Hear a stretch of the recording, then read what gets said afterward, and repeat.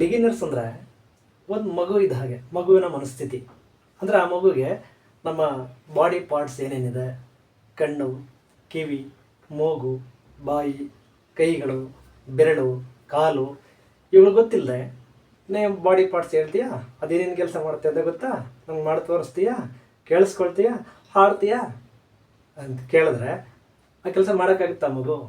ಅಂದರೆ ಅರ್ಲಿ ಸ್ಟೇಜಲ್ಲಿ ಆಗಲ್ಲ. ಯಾಕೇಳಿ? ಯಾಕಂದರೆ ಅರ್ಲಿ ಸ್ಟೇಜಲ್ಲಿ ಆ ಮಗು ಇನ್ನೂ ಕೂಡ ಬಾಡಿ ಪಾರ್ಟ್ಸನ್ನು ಇನ್ನೂ ಕೂಡ ಪರಿಚಯ ಮಾಡ್ಕೊಳ್ಳೋದ್ರಲ್ಲಿ ಇರ್ತದೆ. ಹಾಗೆ ಬಿಗಿನರ್ಸ್ ಕೂಡ ಪಾರ್ಟ್ಸ್ ಆಫ್ ದ ಸ್ಪೀಚನ್ನು ಅರ್ಥ ಮಾಡ್ಕೊಳ್ಳಿಲ್ಲ ಅಂತಂದರೆ ಮುಂದೆ ಅದರ ಇಂಪಾರ್ಟೆನ್ಸ್ ಏನು, ಅದರ ರೋಲ್ ಏನು ಅನ್ನೋದನ್ನು ಕಲಿತುಕೊಳ್ಳದೆ ತುಂಬ ಸಫರ್ ಪಡಬೇಕಾಗುತ್ತೆ. ಸೊ ಇಂಥ ಸಫರ್ ಪಡ್ತಾ ಇದ್ದರೆ ಇವತ್ತಿನ ಈ ವಿಡಿಯೋ ಎಲ್ಲ ಕ್ಲಾರಿಟಿಯನ್ನು ಕೊಡ್ತದೆ ಮತ್ತು ಅದರ ರೋಲ್ ಏನು ಅನ್ನೋದನ್ನು ತಿಳಿಸ್ಕೊಡ್ತದೆ. So welcome to my class. ಬನ್ನಿ, ಇವತ್ತಿನ ಟಾಪಿಕ್ ನಾನು ಅಂದ್ಕೊಂಡಾಗೆ ನೋಡಿದಿರಿ ಎಲ್ಲ, ಏನು, why knowing parts of the speech is so important. ಅಂದರೆ ಇದು ನಾವು ಕಲೀಲೇಬೇಕಾದಂತಹ ಮಹತ್ವವಾದಂತಹ ಕೆಲಸವೇ. ಒಂದು ಲ್ಯಾಂಗ್ವೇಜ್ ಅಂದಮೇಲೆ ಅದರಲ್ಲಿ ಎಸ್ಪೆಷಲಿ ಇಂಗ್ಲೀಷು, ನಾವು ಪಾರ್ಟ್ಸ್ ಆಫ್ ದ ಸ್ಪೀಚನ್ನು ಕಲೀಲಿಲ್ಲ ಅಂದರೆ ಇನ್ನೇನು ಮಾಡೋಕ್ಕಾಗಲ್ವಾ? ಅವಶ್ಯಕತೆ ಇದೆಯಾ? ಎಸ್, ಖಂಡಿತ ಕಲೀಲೇಬೇಕಿದೆ. ಯಾಕಂದರೆ ಪಾರ್ಟ್ಸ್ ಇಲ್ಲದೆ ಅಥವಾ ಪಾರ್ಟ್ಸ್ ಇದ್ದರೂ ಅದರ ರೋಲ್ ಏನು ಅಂತ ಗೊತ್ತಿಲ್ಲದೆ ನಾವು ಹೇಗೆ ಮಗು ರೀತಿ ಪರದಾಡಬೇಕಾಗುತ್ತೋ, ಒಬ್ಬ ಲ್ಯಾಂಗ್ವೇಜ್ ಲರ್ನರು ಇದನ್ನು ಕಲೀಲಿಲ್ಲ ಅಂತಂದರೆ ಸಮಸ್ಯೆ ಆಗುತ್ತೆ. ಅದಕ್ಕಾಗಿ ಈ ವಿಡಿಯೋ. ಬನ್ನಿ, ಯಾಕೆ ಅಂತಂದರೆ in a language they are like the organs of our body. ನಮ್ಮ ಆರ್ಗ್ಯಾನ್ಸ್ ಇಲ್ಲದೆ ನಾವು ಹೇಗೆ ನಮ್ಮ ಫಂಕ್ಷನ್ಸನ್ನು ಸರಿಯಾಗಿ ಮಾಡ್ಕೊಳ್ಳಿಕ್ಕಾಗಲ್ವೋ ಹಾಗೆ ನಾವು ಇದನ್ನು ಒಂದು ಮನೆ ಅಂತ ಅಂದ್ಕೊಂಡ್ರು ಕೂಡ they are the basic fundamentals like stone, bricks, cement, metal ಇಲ್ಲದೆ ಹೇಗೆ ನಾವು ಮನೆ ಕಟ್ಟಲಿಕ್ಕಾಗಲ್ಲ ಆ ರೀತಿ ಆಗುತ್ತೆ. ಸೊ ಹಾಗಾಗಿ ಇದನ್ನು ಆರ್ಗ್ಯಾನ್ಸ್ ಆಫ್ ದ ಬಾಡಿ ಅಂತಂದ್ರೂ ಕೂಡ ತಪ್ಪಾಗಲಿಕ್ಕಿಲ್ಲ. ಎಲ್ರಿಗೂ ಗೊತ್ತಿರೋ ಹಾಗೆ they are 8 parts in the body part speech. ಏನೇನು? ನೌನ್ ಇರುತ್ತೆ, pronoun, verb, adjective, adverb, then preposition, conjunctions and interjection ಅನ್ನೋದು. ಇವೆಲ್ಲ 8 ಪಾರ್ಟ್ಸ್ ಇದೆ ಅಂತ ಗೊತ್ತಿದೆ ನಮಗೆ. ಸೊ ಈ 8 parts in a single sentence. Example sentence ಕೊಟ್ಟರೆ ನಿಮಗೆ, I make you all to learn English easily. ಇನ್ನೊಂದು sentence, we watch TV. This is my watch. ಈ 2 ಸೆಂಟೆನ್ಸ್ ನೋಡಿ, ಇಲ್ಲೂ ಕೂಡ ವಾಚ್ ಇದೆ ನೋಡಿ, ಇಲ್ಲಿ ಹಾಗೆ ಇಲ್ಲೂ ಕೂಡ ವಾಚ್ ಇದೆ. ಈ ಎರಡರಲ್ಲಿ, ಈ 2 ಸೆಂಟೆನ್ಸ್ಗಳಲ್ಲಿ ಸಹ ಇದ್ರೆ ವಾಚ್ ಅನ್ನೋ ವರ್ಡ್ ಬಳಕೆಯಾಗಿದೆ. ಇಲ್ಲಿ ಅದು ವರ್ಬ್ ಆಗಿದೆಯೋ ನೌನ್ ಆಗಿದೆಯೋ, ಇಲ್ಲಿ ವರ್ಬ್ ಆಗಿದೆಯೋ ನೌನ್ ಆಗಿದೆಯೋ, ಈ ಕ್ಲಾರಿಟಿ ನಮಗಿಲ್ಲ ಅಂದರೆ ನಾವು we are unable to understand the sentence and sequence or language. So ಅರ್ಥನೇ ಆಗಲಿಲ್ಲ ಅಂದರೆ how can we communicate, how can we answer anywhere ಅಲ್ವಾ? ಹಾಗಾಗಿ ನಾವೇನು ಮಾಡಬೇಕು, ಫಸ್ಟ್ ಆಫ್ ಆಲ್ ನಾವು ಪಾರ್ಟ್ಸ್ ಆಫ್ ಸ್ಪೀಚನ್ನು ತಿಳ್ಕೊಳ್ತಾ ಹೋಗೋಣ. ಸೊ ನಮ್ಮ ಈ ಸೀರೀಸಲ್ಲಿ ನಾನೇನು ಮಾಡಲಿಕ್ಕೆ ಹೊರಟಿದ್ದೀನಿ ಅಂದರೆ ಓನ್ಲಿ ಬೇಸಿಕ್ ಕಾನ್ಸೆಪ್ಟ್ಸನ್ನು ಕಟ್ ಆ್ಯಂಡ್ ಕ್ಲಿಯರ್ ಆಗಿ ಮನಮುಟ್ಟುವ ಹಾಗೆ ರಿಯಲೈಸ್ ಮಾಡುವಂಥದ್ದೇ ನನ್ನ ಎಲ್ಲ ವಿಡಿಯೋಸ್ಗಳ ಮುಖ್ಯವಾದ ಪರ್ಪಸ್. ನಾನು ನೆಕ್ಸ್ಟ್ ಲೆವೆಲ್ಗೆ ಹೋಗುವಂಥ ಅದರ ಕೈಂಡ್ಸ್ ಏನಿದೆ ಅಡ್ವಾನ್ಸ್ ಲೆವೆಲೆಲ್ಲ ಮಾಡೋಲ್ಲ. ಬೇಸಿಕ್ಕಾಗಿ ಒಂದೊಂದರ ಕಾನ್ಸೆಪ್ಟನ್ನು ಕೂಡ ಒಂದೊಂದು ಸೆಪ್ರೇಟ್ ವಿಡಿಯೋಗಳಲ್ಲಿ ಮಾಡ್ತಾ ಹೋಗ್ತಾರೆ. ನೀವು ಆಸಕ್ತರು ಅದನ್ನು ನೋಡ್ಕೊಂಡು ಬಂದರೆ ಮುಂದೆ ಟೆನ್ಸಸ್ ಹೇಗೆ ಮಾಡೋದು ಮತ್ತು ಅದಕ್ಕೆ ರಿಲೇಟೆಡ್ ಲ್ಯಾಂಗ್ವೇಜ್ ಫಂಕ್ಷನ್ಸ್ ಎಲ್ಲವನ್ನು ಮಾಡುವಂಥದ್ದು ಇರ್ತದೆ. ನೌನ್ ಅಂದರೆ ಗೊತ್ತಿದೆ, ನೇಮಿಂಗ್ ವರ್ಡ್ಸ್. ಪ್ರನೌನ್ ಅಂದರೆ ಏನು? Instead of nouns. ವರ್ಬ್ ಅಂದರೆ ಆ್ಯಕ್ಷನ್ ವರ್ಡ್ಸ್. ಅಡ್ಜೆಕ್ಟಿವ್ ಅಂದರೆ ಡಿಸ್ಕ್ರೈಬ್ ಮಾಡುವಂಥದ್ದು ಏನನ್ನು, ಅಡ್ಜೆಕ್ಟಿವ್ಸನ್ನು. ಅಡ್ವರ್ಬ್ ಅಂದರೆ ಕನ್ನಡದಲ್ಲಿದೆ ವಿಶೇಷಣ ಕ್ರಿಯಾಪದಗಳ ಮ್ಯಾನರಿಸಮ್ ಹೇಗಿದೆ ಅಂತ ಹೇಳುವಂಥದ್ದು. ಪೊಸಿಷನ್ಸ್, ಪ್ರತ್ಯಯಗಳು, ಸಂಬಂಧಗಳನ್ನು ತೋರಿಸ್ಕೊಡುತ್ತೆ. Conjunction, it combines any 2 words or phrase or clauses of the sentence. And lastly interjection ಅಂದರೆ ಏನು? ಇದು ಕೂಡ it is the word using to express the sudden feelings or emotions. ಇದು ಸಿಂಪಲ್, ಆದರೆ ನಿಮ್ಗೆ ಒಂದೊಂದನ್ನು ಕೂಡ ಪರ್ಟಿಕ್ಯುಲರಾಗಿ ಅರ್ಥ ಮಾಡಿಸ್ಲಿಕ್ಕೆ ನಾವು ಪ್ರತ್ಯೇಕವಾದ ವಿಡಿಯೋಗಳು ಬರ್ತವೆ. ಆದರೆ ಇವತ್ತಿನ ಈ ವಿಡಿಯೋದ ಮುಖ್ಯವಾದ ಉದ್ದೇಶ, what are the major importance of understanding or knowing each parts of the speech. Important ಇದೆಯಾ? ಹೌದು ಇದೆ.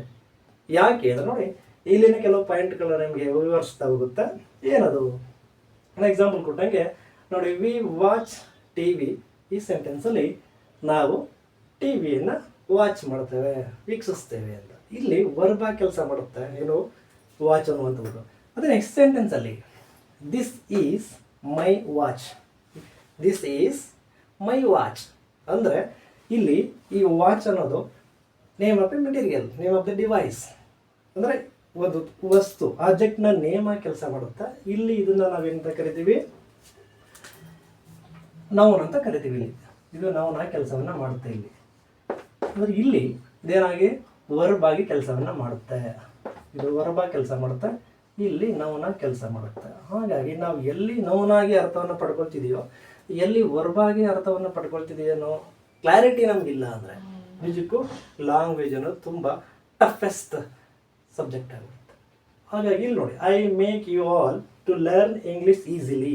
I pronoun, make verb, you again pronoun or object ಅಂತ ಕರಿತೀವಿ, ಆಲ್ ಟು ಪ್ರಿಪೋಸಿಷನ್, ಲರ್ನ್ ಅನ್ನುವಂಥದ್ದು, ಮತ್ತು ಟು ಲರ್ನ್ ಅಂತಂದರೆ ಪ್ರಿಪೋಸಿಷನ್ ಪಕ್ಕದಲ್ಲಿ ಬರ್ತಕ್ಕಂಥ ವರ್ಬ್, ಜೊತೆಗೆ English name of the subject, easily adverb, ಹೇಗೆ ಇಂಗ್ಲೀಷನ್ನು ನಾನು ನೀವು ಕಲಿಯುವಂತೆ ಮಾಡ್ತೇನೆ, ಹೇಗೆ ಅಂದರೆ ಈಸಿಯಾಗಿ ಕಲಿಯುವ ಹಾಗೆ ಮಾಡ್ತೇನೆ, ಇದರ ಅರ್ಥ.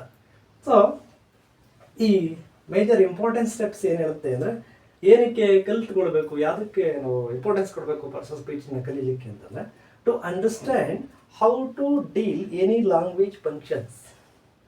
ಅಂದರೆ ನಮ್ಮ ವಿದ್ಯಾರ್ಥಿ ಜೀವನದ ಅಥವಾ ಪ್ರೊಫೆಷ್ನಲ್ ಲೈಫಲ್ಲಿ ಬರ್ತಕ್ಕಂಥದ್ದು ಯಾವುದೇ ಸಿಚುವೇಶನ್ ಆಗಿರಲಿ, not only for the purpose of facing the examinations, while we are going any office, any interview, ನಾವು ಅಲ್ಲಿ ಇನ್ಸ್ಟ್ರಕ್ಷನ್ಸ್ ಅರ್ಥ ಮಾಡ್ಕೋಬೇಕಾಗುತ್ತೆ. ಅಲ್ಲಿ ನಾವು ಇಂಟರ್ವ್ಯೂ ಆಗಿರಲಿ ಅಥವಾ ರಿಟರ್ನ್ ಎಕ್ಸಾಮ್ ಆಗಿರಲಿ, ಅಲ್ಲೇನು ಕೇಳ್ತಾರೆ, ವರ್ಬ್ಸನ್ನು ಚೇಂಜ್ ಮಾಡ್ಲಿಕ್ಕೆ ಕೇಳ್ತಾರೆ, ಅಥವಾ ಆ್ಯಕ್ಟಿವ್ ವಾಯ್ಸ್ ಪ್ಯಾಸಿವ್ ವಾಯ್ಸನ್ನ ಚೇಂಜ್ ಮಾಡ್ಲಿಕ್ಕೆ ಕೇಳ್ತಾರೆ, ಅಥವಾ ನಾವು ಅಲ್ಲಿ identify what are the adjectives given in particular sentence ಅಂತ ಕೇಳ್ತಾರೆ, ಅಥವಾ ಅಡ್ವರ್ಬ್ಸ್ ಏನೇನಿದೆ ಅಂತ ಕೇಳ್ತಾರೆ. ಇಲ್ಲಿ ಅರ್ಥ ಮಾಡಿಕೊಟ್ಟಿದ್ರೆ ತಾನ ನಾವು ಅಲ್ಲಿ ಆನ್ಸರ್ ಮಾಡಲಿಕ್ಕೆ ಈಸಿ ಆಗುತ್ತೆ. ಈ ಕಾರಣಕ್ಕೆ ನಾವು ಕಲಿಯಬೇಕಾಗಿದೆ. ನೆಕ್ಸ್ಟ್ ಪಾಯಿಂಟ್ ಏನಕ್ಕೆ, to construct the sentences and paragraphs easily. Write an essay about my best friend, my favorite school, my favorite game, ಅಥವಾ ಯಾವುದಾದ್ರು ನಿಮ್ಮ ಹಾಬೀಸ್ ಬಗ್ಗೆ ಬರೀರಿ, ಎಸ್ಸೆ ಬರೀರಿ ಅಂತ ಕೊಡ್ತಾರೆ. ನಾವು ಎಲ್ಲಿಂದ ಶುರು ಮಾಡಬೇಕು, ಏನನ್ನ ಸೆಕೆಂಡ್ ವರ್ಡ್ ಆಗಿ ಕೊಡಬೇಕು, ನಾವು ಡಿಸ್ಕ್ರೈಬ್ ಮಾಡಲಿಕ್ಕೆ ಯಾವ ವರ್ಡನ್ನು ಬಳಸಬೇಕು, ಇದರ ಪರಿಜ್ಞಾನ ಇದ್ದರೆ ಖಂಡಿತ ನಾವು ಎಸ್ಸೆಗಳನ್ನು ಕೂಡ ಬರೀಬಹುದು. ಅಥವಾ ಈ ಎಸ್ಸೆ ಕಾಂಪಿಟೇಷನಲ್ಲಿ ವರ್ಲ್ಡ್ ವೈಡ್ ಫೇಮಸ್ ಆಗಿರೋರು ಇದ್ದಾರೆ, PhD ಬರೀತಾರೆ, ಅವೆಲ್ಲವೂ ಕೂಡ ಥೀಸಿಸ್ ಬರೆಯುವಾಗ ಇವೇ ಮೇಜರ್ ರೋಲ್ ಆಗಿ ವರ್ಕ್ ಮಾಡ್ತವೆ. Next, to communicate with others. ಇವಾಯ್ತು ಬಿಡಿ. To communicate with others or media platforms. Nowadays we are directly or indirectly adapting so many platforms like YouTube, Facebook, WhatsApp, Twitter, Telegram, so many are there. ನೀವು ಎಲ್ಲೇ ಹೋದರೂ ಕೂಡ 90% of the words are in English. ನಮಗೆ ಅಲ್ಲಿ ಬಂದಿರೋದು ನೌನೋ, ವರ್ಬೋ ಅಥವಾ ಪ್ರನೋನ ಅನ್ನುವಂಥ basic knowledge ಇಲ್ಲ ಅಂತಂದರೆ ನಾವು ಎಲ್ಲೂ ಕೂಡ ಕಮ್ಯುನಿಕೇಟ್ ಮಾಡಲಿಕ್ಕಾಗಲ್ಲ. ಹಾಗಾಗಿ ನಾವು ಇಂಪಾರ್ಟೆನ್ಸ್ ಕೊಡಲೇಬೇಕು. ಏನಕ್ಕೆ, to know the parts of speech. Next ಇನ್ನೇನಕ್ಕೆ ಆಗಬೇಕು ಇದು ನಮಗೆ ಅಂತಂದರೆ, to become a fluent in the language. ಒಬ್ಬ ಸ್ಪೀಕರ್ ಆಗ್ಬೋದು, ನೀವು ಟೀಚರ್ ಆಗ್ಬೋದು, ಒಬ್ಬ ಪೇರೆಂಟ್ ಆಗ್ಬೋದು, ಒಬ್ಬ ಗಾರ್ಡಿಯನ್ ಆಗ್ಬೋದು, ಒಬ್ಬ ಬಿಸ್ನೆಸ್ ಮ್ಯಾನ್ ಆಗ್ಬೋದು. ನೀವು ಈ ಲ್ಯಾಂಗ್ವೇಜಲ್ಲಿ ಫ್ಲೂಯೆಂಟ್ ಆಗಬೇಕು ಅಂದರೆ, ಒಂದು ಕಡೆ ನಡ್ಕೊಂಡು ಹೋಗ್ಬೇಕು ಅಂದರೆ ಪ್ರತಿ ಸ್ಟೆಪ್ಪನ್ನ ಹೇಗೆ ಆಗಬೇಕು ಅನ್ನೋದು ಗೊತ್ತಿದ್ರಲ್ವ ನಾವು ಏನೇ ಮಾಡಬೇಕಾದ್ರು. ಸೊ ಗೊತ್ತಿದೆ ಅನ್ನೋದ್ರ ಅರ್ಥ ಫ್ಲೂಯೆಂಟ್ ಅಂತ. ಈ ಫ್ಲೂಯೆಂಟ್ ಆಗಬೇಕಾದ್ರೆ ಪಾರ್ಟ್ಸ್, ಸ್ಟೆಪ್ಸ್ ಗೊತ್ತಿರಬೇಕಲ್ವ.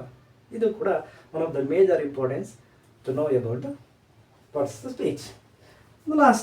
ಲಾಸ್ಟ್ ಅಂತಲ್ಲ, ಇನ್ನೂ ಅನೇಕ ಇವೆ. ಇದರಲ್ಲಿ ಮೇಜರ್ ಪಾಯಿಂಟ್ಗಳು ಮಾತಾಡ್ಬಿಟ್ಟೆ. To get the wide patch to travel anywhere meaningfully. ಜಗತ್ತಿನಾದ್ಯಂತ ನಾವು ಎಲ್ಲ ಕಡೆ ಸಂಚಾರವನ್ನು ಮಾಡಬಹುದು.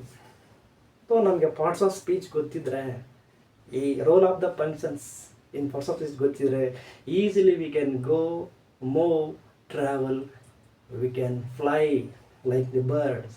ಸೊ ಇಷ್ಟೆಲ್ಲ ಮೇಜರ್ ಇಂಪಾರ್ಟೆಂಟ್ ಪಾಯಿಂಟ್ಸ್ ಇರೋದ್ರಿಂದ, ನೀಡೆಡ್ ಇರೋದ್ರಿಂದ ನಾವು basically we must know about the parts of speech. So ಇಷ್ಟು ಕಲ್ತ್ಕೊಂಡ್ರೆ ಖಂಡಿತವಾಗ್ಲೂ ಕೂಡ ಮಿನಿಮಮ್ ರಿಕ್ವೈರ್ಡ್ ಕ್ರೈಟೇರಿಯಾ ಅಂತ ಏನು ಕರಿತೀವಿ ನಾವು, ಲರ್ನಿಂಗ್ ಆಫ್ ದಿ ಲ್ಯಾಂಗ್ವೇಜ್, ಅದನ್ನು ರೀಚ್ ಆದ್ವಿ ಅಂತ ಅರ್ಥ. ಸೊ ಈ ಒಂದು ಪ್ರಯತ್ನದಲ್ಲಿ ನಾನು ಒಂದೊಂದು ಪಾರ್ಟ್ಸ್ ಆಫ್ ದ ಸ್ಪೀಚ್ ಬಗ್ಗೆ ಕೂಡ ಸೀರೀಸ್ ವೈಸಲ್ಲಿ ಇನ್ನೊಂದು 4-5 ಸಾಧ್ಯವಾದ 8 ವಿಡಿಯೋಗಳನ್ನು ಮಾಡಲಿದ್ದಾರೆ. ನೀವು ಯಾರು ಆರ್ ದ ಇಂಟ್ರೆಸ್ಟೆಡ್ ನೋಡಿದ್ರೆ ಖಂಡಿತ ನಿಮ್ಮೆಲ್ಲರಿಗೂ ಕೂಡ ಕ್ಲಿಯರಾಗಿ ನಿಮ್ಗೊಂದು ಕ್ಲಾರಿಟಿ ಸಿಗ್ತದೆ. It make you very confident. So I hope you all like this video. ಹಾಗಾಗಿ ನೀವು ಇಷ್ಟ ಆಗಿದರೆ, ಈ ಒಂದು ವಿಡಿಯೋ ನಿಮ್ಗೆ ಹೆಲ್ಪ್ ಆಗುತ್ತೆ ಅಂತ ಅನಿಸಿದ್ರೆ ದಯಮಾಡಿ ಲೈಕ್ ಮಾಡಿ, ಶೇರ್ ಮಾಡಿ, ಫಾಲೋ ಮಾಡ್ತಾ ನಮ್ಮ ವೀಡಿಯೋಸನ್ನು ವಾಚ್ ಮಾಡ್ತಾಯಿದ್ರೆ ನಿಮಗೆ ಬೇಕಾದಷ್ಟು ಒಳ್ಳೊಳ್ಳೆ ಎಸೆನ್ಷಿಯಲ್ ವೀಡಿಯೋಸ್ಗಳನ್ನು ಮಾಡಲಿಕ್ಕೆ ನನಗೂ ಕೂಡ ಇನ್ಸ್ಪಿರೇಷನ್ ಸಿಗುತ್ತೆ. So thank you for your watching.